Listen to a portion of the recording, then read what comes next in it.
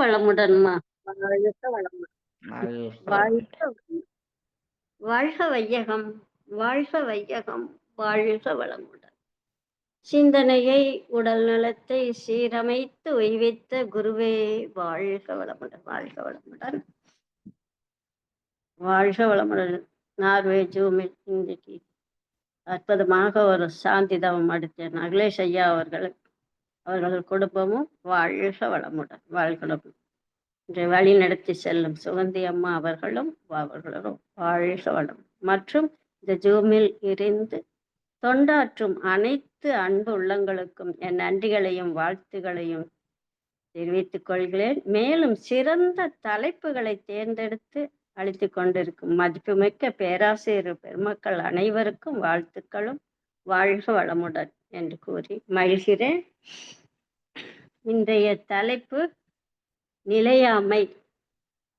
நிலையாமை அப்படிங்கிற தலைப்புல நாம இன்றைக்கு சிந்திக்க இருக்கிறோம். நிலையாமை அப்படின்னு இருந்தா நிலைத்திருக்கக்கூடியது ஒண்ணு இருக்கும் அல்லவா? எல்லாமே இயற்கையிலே எல்லாமே ரெண்டாக தானே இருக்கு. இரவு பகல், இன்பம் துன்பம், மேடு பள்ளம், ஏற்றம் இறக்கம், உயர்வு தாழ்வு, லாபம் நஷ்டம், எல்லாம் ரெண்டு. பிறப்பு இறப்பு, நண்பன் துரோகி, இளமை முதுமை, பருவ காலங்கள் இருந்துச்சு. அதுலயும் எவ்வளவு மாற்றங்கள், பருவ காலங்கள் எவ்வளவு மாறிக்கொண்டே தானே இருக்கிறது, மாறிக்கொண்டே தான் இருக்கு. ஏழை பணக்காரன் எத்தனையோ படித்தவன் படிக்க எவ்வளவு வித்தியாசங்கள் இரண்டாக. அப்ப நிலையாமை அப்படின்னு ஒன்று இருந்தா நிலைய நிலைத்து இருக்கக்கூடியது ஒன்று இல்லை இருக்கும். நிலையாமை அப்படின்னா மாறிக்கொண்டே இருக்கிறது, நிலைத்து இருக்கு, அது மாறிக்கிட்டே இருக்கு. அதைத்தான் நிலையாமை அப்படின்னு சொல்றாங்க. இது திருக்குறள்ல நிலையாமை என்ற அதிகாரத்திலேயே வள்ளுவ பெருந்தகை கூறியிருக்காங்க. நிலையாமை அப்படிங்கிற ஒரு குறள், ஒரு தலைப்பிலேயே 10 குறளுக்கு மேல அவர் சொல்லியிருக்காரு. திருக்குறள் எவ்வளவு 2000 வருடங்களுக்கு முன்னே வள்ளுவ பெருந்தகை எழுதப்பட்டது தானே. அவர் எழுதிய குறள், பல குறள்கள் நமக்கு கிடைக்கலன்னு சொல்றாங்க. நிறைய குறள் கிடைக்கலையாமா, கிடைத்த குறளுக்கு பல அறிஞர்கள் இந்த விளக்கங்கள் எழுதியிருக்காங்க. அடுத்து இந்த வேதாத்தி மகர்ஷி அவர்கள் இதுவரைக்கும் அவர் சொன்ன, இதுவரைக்கும் மனித சரித்திரத்தில் வந்த தத்துவ நூல்களில் ஒரு முழுமையான வாழ்க்கை தத்துவ நூல் திருக்குறள்னு மகர்ஷி சொல்றார். இப்ப திருக்குறள் மெய்ஞானி என்று கூட சொல்றார். முழுமையான வாழ்க்கை தத்துவம் அப்படின்னு சொல்றார். அந்த அளவுக்கு பொருள் செறிந்த ஒரு அற்புதமான வாழ்க்கை தத்துவம் தான் திருக்குறள். நமக்கு கிடைத்த கூட 1330 குறள்களையே எத்தனை சொல்லிருக்க. வாழ்க்கை தத்துவம் சொல்லியிருக்காங்க, இயற்கையை சொல்லியிருக்காங்க, இறைநிலை, இது எல்லாமே விளக்கி நம்மளுக்கு சொல்லியிருக்காங்க திருவள்ளுவர். அவரோட அறிவோட இணைந்து நம்ம குரு மகான் அவர்களும் 50 குறளுக்கு மேல 50 குறளுக்கு உட்பொருள் விளக்கம்னு புக்கில் எழுதியிருக்காங்க. அவ்வளவு ஒரு சிறந்த நூல் திருக்குறள். அதில் சொல்லாத விளக்கங்களே. ஆனா நம்ம படிச்சோம் திருக்குறள். நான் என்னை பொறுத்தளவு படிச்சோம், அதுல என்ன இருக்கு அப்படின்னு. என்னவோ மனப்பாடம் பண்ணலாம், ஒப்பிச்சா 2 மார்க்கு, எழுதுனா 5 மார்க்கு அப்படிங்கறதுல எண்ணத்துலதான் அதை படிச்சோம். ஆனா இந்த மனவளக்கலைக்குள்ள குரு மகானோட சேர்ந்த பிறகு அதுல அவ்வளவு வாழ்க்கை தத்துவங்கள் அதுல இருக்கு. இறைநிலை, தெய்வத்தை பத்தி அவ்வளவு விளக்கங்கள் இருக்குங்கிறது நம்மளுக்கு உணர முடிஞ்சது. அவ்வளவு அற்புதமான குறள் எழுதியிருக்காங்க. அதுல நிலையாமையில ஒரு 10 குறள் பார்க்க. முதல் குறளில் கூறுக, நில்லாதவற்றை நிலையை என்றென்னும் புல்லறிவு வான்கடை. நிலையில்லாதவற்றை நிலைக்கும் என்று கருது சிற்றறிவு அப்படிங்கிற. அதை விட இழிவானது, கீழ்த்தரமானது, மிகவும் அற்பமானது. எவ்வளவு கீழ்த்தரமா சொல்றாரு. நிலையில்லாததை நினைச்சிட்டு நிலைன்னு நினைக்கிற அறிவு அவ்வளவு கீழ்த்தரமானதுன்னு சொல்றாரு வள்ளுவ பெருந்தகை. இப்ப அடுத்த கூத்தாடி அரங்கில் இப்ப நாடகம் சினிமாவே ஷோ போடுறாங்க அப்படின்னா எல்லாம் ஒன்னா சேர மாட்டாங்க. 2 பேர் வருவாங்க, 4 பேர் வருவாங்க, ஒரு குடும்பம் வரும். இப்படி கொஞ்சம் கொஞ்சமா தான் அந்த அரங்கம் நிறையும். ஆனா அது அரங்க காட்சி முடிஞ்சோடனே 5 நிமிஷத்துல அந்த அரங்கமே காலி ஆயிரும். அது மாதிரி பொருள் செல்வம் சேரு ஒரு நேரம் தெரியாம அத்தனையும் எ- இல்லாம போகும். எப்படி எவ்வளவு இயற்கை சொல்லுது இல்லையா? சுனாமி வருது, நிலநடுக்கம் வருது. இப்ப ஜப்பான்ல எவ்வளவு பேர், அவ்வளவு கோடீஸ்வரர் ஒரு நிமிஷத்துல இல்லாத ஒரு நிலையெல்லாம் இயற்கையில இருந்தது அல்லவா? அதுதான் அது மாதிரி பணம் செல்வமும் அது மாதிரி நிலையில்லாதது அப்படிங்கறத எவ்வளவு விளக்கமா சொல்வாங்க. செல்வ நிலையில அது இருக்கும்போது என்ன செய்யணும்னா அற வாழ்க்கை, அறம் செய்யணும், தர்மம் செய்யணும். பொருள் நம்ம கிட்ட இருக்கும்போது அதை அறவத்துக்கு செலவு பண்ணணுங்கிறாங்க. அப்புறம் வாழ்நாளே நீடித்து இருக்காது. இன்றைக்கு நாள் இன்றைக்கு இருக்கோம், நாளைக்கு இருக்குமான்னு. இன்றைய வாழ்நாளே ஒரு உயிர் இன்றைக்கு இல்லாத நாள் தான். நம்ம இன்னைக்கு இருக்கிற சாஸ்திரம்னு நினைச்சிட்டு இருக்கிற வாழ்நாளே சாஸ்திரம்னு நினைச்சிட்டு இருக்கிறோம். ஆனா இன்னைக்கு போச்சுன்னா நம்ம வாழ்நாளையில ஒரு நாள் இல்லை, இல்லையா? நிலையாத இந்த உலகத்துல தான் வீண் பெருமைகளுக்கு நம்ம ஆசைப்படுகிறோம். இல்லையா? வீணா நானா அப்படி இருந்தேன், நான் தான் அவ்வளவு செய்தேன், என்னை போல உண்டா? இதெல்லாம் பெருமைகள். இந்த நிலையில்லாத இந்த உலகமே நிலையில்லை. அதுல இவ்வளவு பெருமைகளை பேசி மனித வாழ்க்கையை வீணடிக்கிறோம், இல்லையா? இன்றைக்கு நாம் வாழ்கிறோம் என்று அறியாததா எண்ணங்கள், எத்தனை ஆயிரம் கோடி எண்ணங்கள் என்ன வேண்டு இன்னைக்கு இருக்கா, இல்லையா? கோடான கோடி எண்ணி அனுபவித்து மகிழ்ச்சி சொல்றாங்க இல்லையா? இன்றைக்கு கோடான கோடி எண்ணி அனுபவித்துன்னு வந்தோம், இல்லையா? அது மாதிரி எண்ணங்கள்ல அவ்வளவு எண்ணங்களை நாம இருக்கல. இப்போ உடம்புக்கு உயிருக்கும் உள்ள தொடர்பே முட்டையிலிருந்து காலம் வந்தது என்ன கொஞ்சம் வெளியேறுவது போலதான் உடலை விட்டு உயிர் பிரியும். உயிர் சாஸ்திரம், இந்த உடலுக்கு உயிருக்கு சொந்தமே கிடையாது. அது தெரியாது. எவ்வளவோ நம்ம சேர்த்து வச்சுக்கிட்டு இருக்கிற, இல்லையா? மரணம் அப்படித்தான். உலகில் மரணம் என்பது தூங்கி எழுவது, பிறப்பு மரணம்ங்கிற தூங்கி தூக்கத்துல எழுந்திருக்கிறது தான் இறப்பு இறப்புங்கிற. ஏன்னா பிறப்பு உறங்கி விழுப்பது போன்றதுங்கிறாங்க. உயிருக்கு உடல் நிலையே இல்லை, இல்லையா? உலகில் மரணம் உறங்கினா மரணம், விழித்தா பிறப்பு. இப்படி எளிமையா சொல்லி இந்த உடலுக்கு உயிர் நிலையே இல்லை, இல்லையா? இது தெரியாம எவ்வளவு மக்கள் நிலையில்லாத எடுத்து கூறி இருக்காங்க வள்ளுவத்தை. ஆனாலும் இதையெல்லாம் உணர்றாங்களா மக்கள்? என்ன என்னமோ எவ்வளவோ கோடிகளை சேர்த்தோணும்னு எண்ணங்கள், இல்லையா? இதைத்தான் பட்டினத்தார் வெகு அருமையா சொல்றாங்க பாருங்க. நிலை இல்லாமையே பட்டினத்தார் அவ்வளவு அருமையா சொல்லியிருக்காரு பாருங்க. நீயே உனக்கு சொந்தமில்லை, ஏன் இந்த ஆர்ப்பாட்டம்னு கேக்குறாரு. பெற்றோர் வைத்த பெயர் பிணம் என்று மாறுது, விரும்பி அணிந்த துணியும் கந்தல் என்று ஆகுது, பாடுபட்டு சேர்த்த சொத்து வாரிசிடம் சேருது, கூடி வாழ்ந்த மனைவி கூடவா சாகுது. எப்படி சொல்றாரு பாருங்க. ஓடி ஓடி உழைத்த உடம்பு உயிரை விட்டு கிடக்குது, உயிர் கொடுப்பேன் என்பதெல்லாம் ஊமையா நிற்குது, சொந்தம் என்று சொல்வதெல்லாம் உனக்கு சொந்தமில்லை, நீ வந்த உலகினில் அவன் தந்த உடம்பிலே சொந்தம் என்பது ஏதடா, தங்கி செல்லும் வழிபோக்கனே. எவ்வளவு அருமையா சொல்லியிருக்காரு பாருங்க பட்டினத்தார். இந்த நிலையாமை இதெல்லாம் எப்படி பெற்றோர் வந்துட்டோம் சேர்த்தனோம் போகும், இதுதான் நம்ம உடம்பு உயிரே சொந்தம் இல்லை, தங்கி செல்லும் வழிபோக்கன் தான் நம்ம அப்படின்னு சொல்றாரு. எவ்வளவு எளிமையா சொல்லியிருக்காரு பாரு. மக்கள் எல்லாம் எல்லா மக்கள் எல்லாம் என்ன வாழ்க்கை நிரந்தரம் என்று எண்ணிக்கொண்டுதான் நிலையாது தேடிக்கொண்டு, நிலையாமையை தேடிக்கொண்டுதான் இருக்கு. அது என்னத்தை தேடுறாங்க? செல்வத்தை தேடி, புகழை தேடி, வேலையை தேடி, பெருமையை தேடி. இதைத்தான் பகிர் சொன்ன மாதிரி பொருள் புகழ் செல்வாக்கு புலனின்பம் இவற்றை தேடி தேடி நிறைவு கிடைக்குது. அதுல நிறைவே கிடைக்காது. அதுல எல்லாம் நிறையவே கிடைக்காது. இது இறந்தால், அது மனிதனுக்கு இறந்தால் புதைக்க இடம் கூட எதுன்னு தெரியாது. ஆனா இந்த பூமியே சொந்தம் என்ற ஆணவம் தானே மக்களிடம். இதெல்லாம் அறியாம தானே. அதான் மனித வாழ்க்கையை கவிமணி தேசிய வினாவில சொல்றாங்க. இருந்து சென்ற முன்னோர்கள் இடத்திலெல்லாம் நாம் என்று விருந்து செய்து மகிழ்கின்றோம். இருந்து சென்ற முன்னோர்கள் இடத்திலெல்லாம் நாம் இருந்து விருந்து செய்து மகிழ்கின்றோம், விகடம் சொல்லி திரிகின்றோம். இருந்த இடத்தை விட்டு நாமும் இனி எழுந்து சென்ற பின்னாலே விருந்து செய்வார் யாராரோ, விகடம் சொல்வார் யாராரோ. இதுதாங்க வாழ்க்கை. எவ்வளவு நிலையாமைய விளக்கி சூறியிருக்காங்க, இல்லையா? அதெல்லாம் நிலையாமை. ஞானிகள், சித்தர்கள் எல்லாம் நிலையில்லாத வாழ்க்கையை, நிலையாமை, மனித வாழ்க்கை எவ்வாறு வாழ அதெல்லாம் சொல்லியிருக்காரு. திருமூலன் பாருங்க எவ்வளவு திருமூலன் கூட ஒரு நிலையாமை சொல்றார். ஊரெல்லாம் கூடி ஒலிக்க அழுதுட்டு ஊரெல்லாம் கூடி ஒலிக்க அழுதுட்டு பேரினை நீக்கி பிணமென்று பெயரிட்டு சூரியன் காட்டில் போய் சுட்டுட்டு நீரில் மூழ்கி நிலைப்படுந்தாரு. அவ்வளவுதான் நம் வாழ்க்கை. நீரில் மூழ்கி நிலைப்பதிருந்தாரு. இதுதான் வாழ்க்கை. இது புரியாம 7 தலைமுறைக்கு சொத்து சேர்க்க வேண்டும்னு என்ன பண்றோம்? பறந்து பறந்து பணம் தேடி பாவக்குழியில் நீராடிட்டு இருக்கிறோம் இல்லையா? நின்னா ஓரடி. இத புரியுதா? படுத்தா 6 அடி. வீடு எவ்வளவு அரண்மனையா இருந்தாலும் உருள படுக்கறதுக்கு தான் இல்லையா? எவ்வளவு துணி இருந்தா ஒரே துணி தான் போடும். இதெல்லாம் அறியாமை. மக்கள் இன்னை வாழ்க்கையை புரிந்து கொள்ளாமல் தான் இந்த துன்பம் சமுதாயத்துல இவ்வளவு துன்பங்கள். நிலையாமையை புரிந்து கொள்வதில்லை மனிதன். அதான் இதோ அதான் சொல்றாங்க.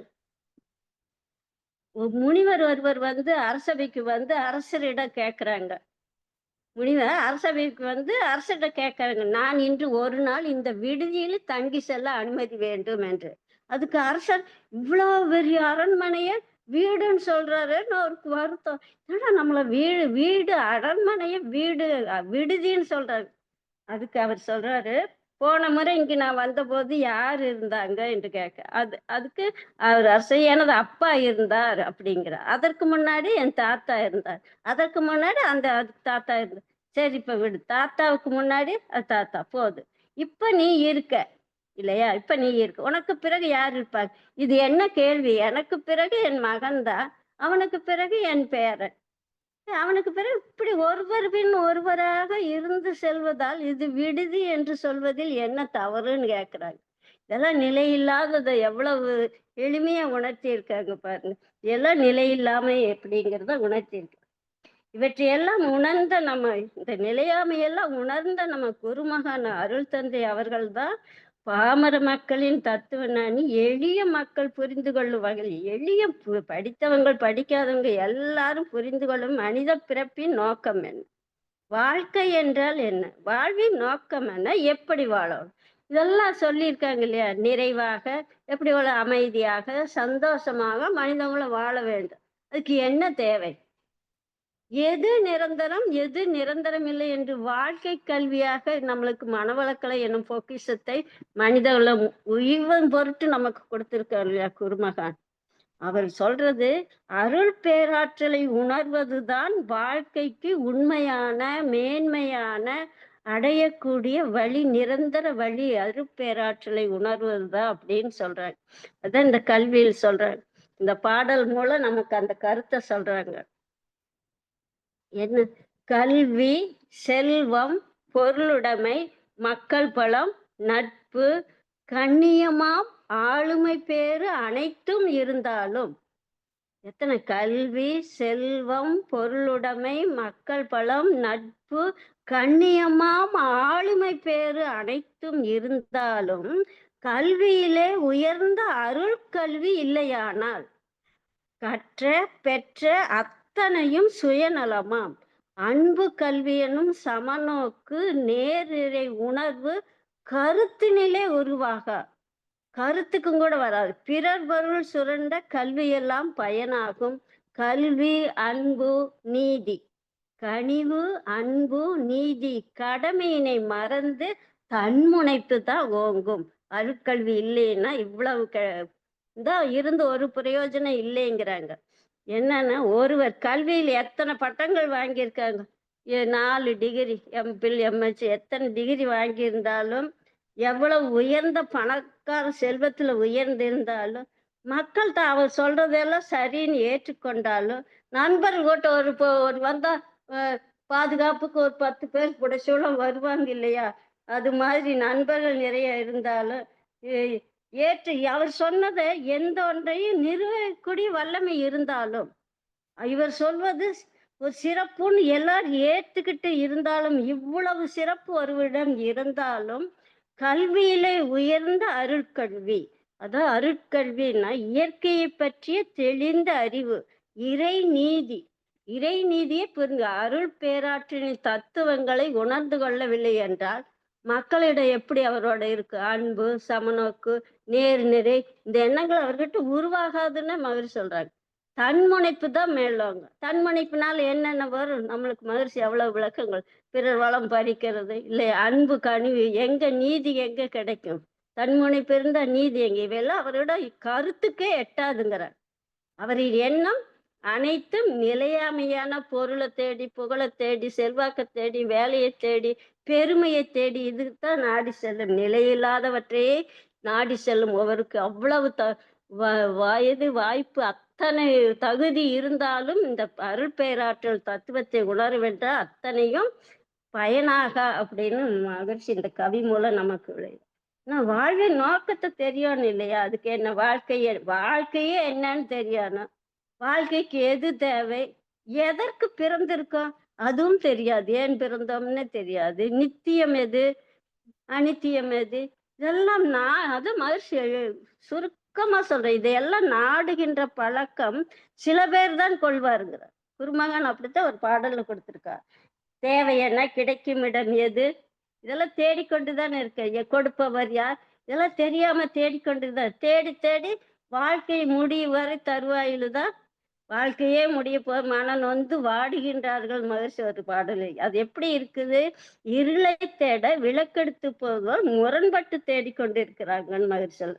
எல்லாவற்றையும் நம்மளுக்கு எளிய முறையில் நித்தியம் அனித்தியம் இதெல்லாம் உணர்ந்த நிலையில் எளிய முறையில் உலக மக்கள் அனைவரும் உணர்ந்து தன் வாழ்க்கையை மேம்படுத்தி கொண்டு இல்லையா கடமைகளை சிறப்பாக செய்து கடமைகளை முக்கியமில்லை பிற நலத்திற்கு உய்வு பெற உதவி செய்து நாமும் வாழும் முறையில் மனவளக்கலை என்னும் இன்னும் பொக்கிஷது இல்லை அதுல கொடுத்திருக்காங்க அதுல கொடுக்காத ஒண்ணு இல்லை புதையல் விருட்சம்தான் அது மனவளக்கலை பிரமயானம் என்னும் தத்துவத்தை கொடுத்திருக்காங்க இல்லையா மனவளக்கலை அதுல சொல்ல பிழை மனவளக்கலையில் கொடுத்தது என்ன பிழை போக்கி தரம் உயர்த்தும் மனவளக்கலையை பேருலக மக்களெல்லாம் பெற்று நலம் காண தழைத்ததொரு நல்லெண்ணம் தக்க வலுப்பெற்று தவப்பயிற்சி உடற்பயிற்சி தற்சோதனை பிழை நீக்கி முழு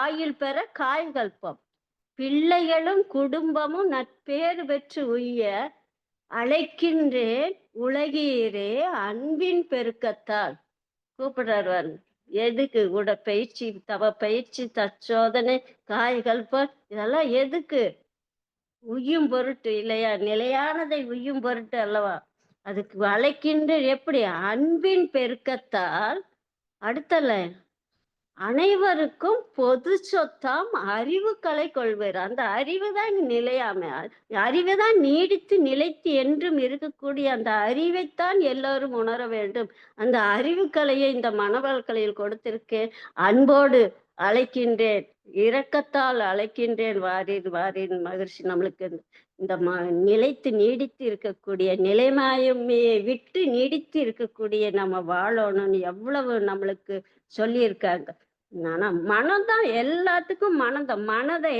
நம்ம எதன் மேலும் செலுத்துகிறோமா புரியுங்களா மனதுக்கு நம்ம எவ்வளவு விளக்கங்கள் கொடுத்திருக்காங்க மகிழ்ச்சி மனதை நாம் எதன் மீது செலுத்துகிறோமோ மனம் அதுவாக மாறுகிறது இது நம்மளுக்கு தெரிந்தது அழிந்து போகக்கூடிய பொருட்கள் மீது மனதை செலுத்தும் போது கணத்துக்கு கணம் நிமிடத்துக்கு நிமிடம் அது மாறிக்கிட்டு மனமும் அதோடு சேர்ந்து அழிகிறது இல்லையா அழியாத பொருள் மீது மனம் செலுத்தினால் மதிப்பு மிக்க மனித வாழ்க்கை எப்படி இருக்கு உயர்ந்து கொண்டுதான் இருக்கு அதில் வளர்ச்சி வரும் இல்லையா பண்பில் உயர்வு அழியாத பொருள் மீது பண்பில் உயர்வு பெறும் அழியாத பொருளாக இருப்பது எல்லாம் வல்ல தெய்வ நிலை சுத்த வெளி மெய்ப்பொருள் இயற்கை என்னும் பேராற்றல் இது மட்டுமே ஆகும் மகிழ்ச்சி தெளிவா நம்மளுக்கு இதுதான் நிலைத்து இருக்கக்கூடியது இதைத்தான் நம்ம பண்ணணுங்கிறாங்க இந்த நிலையாமையை தேடி இருக்கிறவங்களெல்லாம் பாரதியார் என்ன சொல்றாங்க நிலை தேடி இருக்கிறவங்களை என்ன சொல்றாங்கன்னா பாரதியார் தினம் தேடி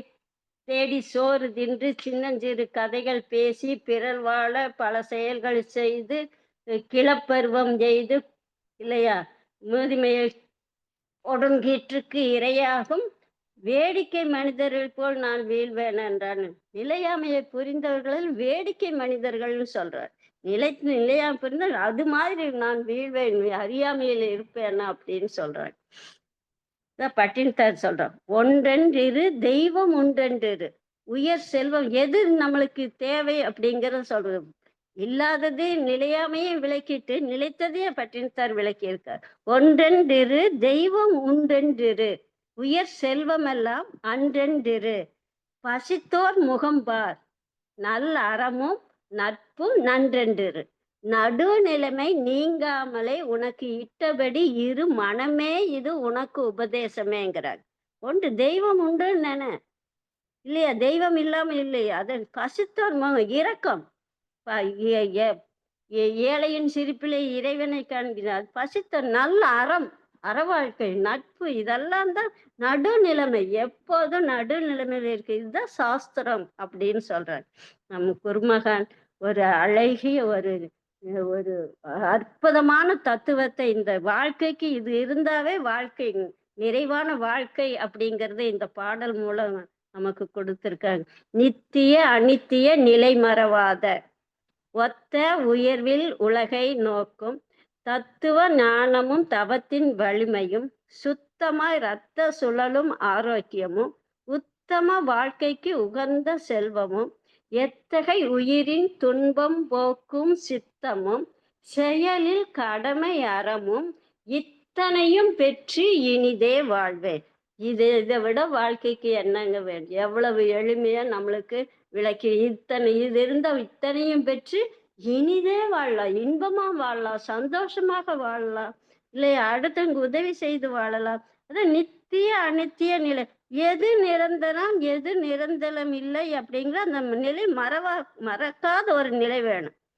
ஒத்த உயர்வில் எல்லாத்தையும் ஒரே சமமாக, ஏழையவன் பணக்காரவன் இல்லையா, அவன் பெரிய வேலையில இருக்கான், போஸ்ட் நிறைய இருக்கான், இல்ல அவனுக்கு ஒரு மதிப்பு இல்லாத இந்த மதிப்பு இல்லாம ஒத்த உயிர்வில் எல்லாத்தையும் உயிராக, எல்லா உயிர்களும் அந்த ஆன்மாக்களாக பார்க்கக்கூடிய நிலை. தத்துவ ஞானம் தவத்தின் வழி, தவத்தின் மூலமாகத்தான் அந்த தத்துவ ஞானம். ஏன்னா தத்துவத்தை புரியாம நம்ம வாழ முடியாது இல்லையா? தத்துவத்தில் சிறந்து விளங்கணும். அது தவத்தின் மூலமாக மேன்மை அடை. தவ வலிமை கிடைச்சாவே தத்துவ ஞானம் நம்மளுக்கு நல்லா தத்துவம் என்ன? நீடித்து நிலைத்து எப்பொழுது நிலையாக இருக்கிறது உண்மை பொருள் தானே தத்துவம். சுத்தமாய் ரத்த சுழலும் ஆரோக்கியம், உடல் ஆரோக்கியம் எவ்வளவு முக்கியம். உடம்பு இல்லைன்னா ஒண்ணு இல்லை. உடம்ப வச்சுதான் நம்ம மெய்யுணர்வு பெறுவதற்கே இந்த உடம்பு தானே. உடம்பால் அழியும் உயிராய் அழிவர் இல்லையா? அதனால சுத்தமா ரத்த சுழலும் உடல் ஆரோக்கியம் முக்கியம். அதுக்கு தான் நம்ம மகிழ்ச்சி உடற்பயிற்சி முதல் பயிற்சியாக நம்மளுக்கு கொடுத்திருக்காங்க. சுத்தமா ரத்த சுழலும் ஆரோக்கியம் உத்தம வாழ்க்கை உகந்த செல்வம். வாழ்க்கைக்கு உகந்த உத்தம அந்த வாழ்க்கைக்கு செல்வம். அந்த வாழ்க்கை அற வாழ்க்கை வழியாக நம்ம வாழ்ந்து அறத்தின் வழியாக பொருளீட்ட வேண்டும். அது மகிழ்ச்சி பொருள் சேர்க்கலை தவறில்ல. அறத்தின் வழியாக பொருளீட்டி அடுத்தவங்களுக்கு கொடுக்கலாம், நாமளும் வாழலாம் அப்படிங்கிற உத்தம வாழ்க்கை, உத்தமமான வாழ்க்கைக்கு உகந்த செல்வம் வேணும். அது எத்தகை உயிரின் துன்பம் போக்கும் சித்தம். எந்த உயிர் துன்பப்பட்டாலும் அந்த உயிருக்காக நாம இறங்கணும். அவங்களுக்கு தான் உதவி, இவங்களுக்கு தான் உதவி. எந்த உயிர் துன்பப்பட்டாலும் நம்ம கருணையோடு செயல்புரிய வேண்டும். ஒரு உய்வதற்கு நம்ம உயிர் தொண்டுன்னு அதை சொல்லுவாங்க. இப்ப தீட்சை கொடுக்கறதே அப்படின்னா அந்த ஆன்மா உயிர் அறியாமையில் இருந்து இந்த மெஞ்ஞானம் என்ற உணர்வை பெறுவதற்குத்தான் நம்ம தீட்சை கொடுக்கிறோம். அந்த உணர்வோட அந்த உயிரின் துன்பத்தை போக்குகிறோம் என்ற உணர்வோட நம்ம அந்த ஈசை கொடுக்கும்போது உயிரை உணர்வோம், ஒன்றாற்றி இன்பம் காண்போம்னு சொல்லுவாங்க. அது மாதிரி எந்த உயிரின் துன்பம் போக்கும் சித்தமும் செயலில் கடமை அறம். எந்த செயல் செய்தாலும் அதுல அறமா இருக்கணும். யாருக்கும் துன்பம் இல்லாமல் எந்த செயலும் விளைவுதானே இறை நீதி. அதனால எந்த செயல் செய்தாலும் அதன் விளைவை கடித்து கொண்டு அதை விழிப்பு நிலையோட அந்த செயலில் அறத்தை ஒட்டி இருக்கக்கூடிய விளைவாக அதனை கடித்து கொண்டு வாழும்போது செயலில் கடமை அறமும் இத்தனையும் பெற்று இனிதே வாழ்வேன். மகிழ்ச்சி எளிமையாக. இதுதான்ப்பா வாழ்க்கை. இதுதான் வாழ்க்கைக்கு தேவை. இதை விட வேற என்ன? இப்பேறு பெற்ற பின் வேறு என்ன வேண்டும் இல்லையா? அந்த மாதிரி இந்த உணர்வுகளை நம்மளுக்கு கொடுத்திருக்காங்க. இது அற்புதமான அந்த நிலையாமையைத்தான் மக்கள் வந்து அறியாமையை அலட்சியம், உணர்ச்சி வயம் இதனால தான் நிலையாமையை தேடிக்கிட்டே இருக்காங்க. ஆனா அந்த உணர்வு நிலைக்கு வரும்போதுதான் மனிதன் அந்த நிலைத்து நீடித்து இருக்கக்கூடிய அந்த உணர்வு, அந்த பேரறிவை, அந்த இறை தத்துவத்தை உணர முடியும்னு மகிழ்ச்சி சொல்லியிருக்காங்க. இன்னொரு அற்புதமான எனக்கு இதை அடிக்கடி படிப்பேன். இதை உங்களுக்கு ஒரு ஷேர் பண்ணணுங்கிறதுக்காக இதை இப்ப படிக்கிறேன். இதோட நான் ஏன்னா நாமக்கல் கவிஞர் ராமலிங்கம் பிள்ளை அவர்கள், "உன்னிடத்தில் உள்ள இறைவனை உயிரை எண்ணி பார்க்க நேரமில்லை. உன்னிடத்தில் உள்ள உயிரை எண்ணி பார்க்க நேரமில்லை" என்பதை எவ்வாறு நமக்கு உணர்த்துகிறார் பாருங்க. ஒரு நாளைக்கு ஒரு தரம்ங்கிற ஒரு தலைப்புல நாமக்கல் கவிஞர் ராமலிங்கம் பிள்ளை அவர்கள் எழுதியது நான் அடிக்கடி படிப்பேன். அதனால ஒரு தடவை படிச்சு முடிச்சேன். "ஒரு நாளைக்கு ஒரு தரம், ஒரு நொடி பொழுதேனும் உன்னை படைத்தவனை எண்ணி சுகித்ததுண்டா மனமே? விடியும் முன் விழித்தனை, வெளுக்கும் முன் வீட்டை விட்டாய், வெவ்வேறு இடத்துக்கு வௌவால் போல் ஓட்டமிட்டாய், உடலும் மனமும் சோர்ந்து ஓய்ந்திட வீடு வந்தும் உண்ணும் பொழுதும் கூட எண்ணம் நிலைப்பதில்லை. உண்ணும் பொழுது கூட எண்ணம் நிலைப்பதில்லை. அரைக்காசு காணாலும் ஒரு நாள் முழுவதும் காப்பாய். அரைக்காசு காணாலும் ஒரு நாள் முழுவதும் காப்பாய். உரைப்பார் உரைக்கெல்லாம் உயர்ந்திடும் செல்வனை, உரைப்பார் உரைக்கெல்லாம் உயர்த்திடும் செல்வனை, உன்னில் இருப்பவனை எண்ணிட நேரம் இல்லை. சில நாளைக்கு அதிகாரம் செய்யும் ஒருவனுக்கு அஞ்சி, சில நாளைக்கு அதிகாரம் செய்யும் ஒருவனுக்கு அஞ்சி, செய்ய சொல்வதையெல்லாம் செய்வாய் பல்லக்கெஞ்சி. பல நாளும் ஜென்மமெல்லாம் பாலிக்கும் அதிகாரி, பரமனை நினைக்க ஒரு கணம் உனக்கு அவகாசம் இல்லை. நாளும் கிழமையும் என்று நல்லவர் உரைத்தாலும், நாளும் கிழமை இன்னைக்கு நல்ல நாள் என்று உரைத்தாலும், நாளைக்கு ஆகட்டும் வேலை அதிகம் என்பாய். பாலும் பணத்தை தேடி படும்பாடு கணக்கில்லை, பகவானை எண்ண மட்டும் அவகாசம் உனக்கில்லை." இதையெல்லாம் மகிழ்ச்சி நம்மளுக்கு மனவளக்கலை பொக்கிஷமாக இதை உணர்ந்து உடற்பயிற்சி கொடுத்திருக்காங்க.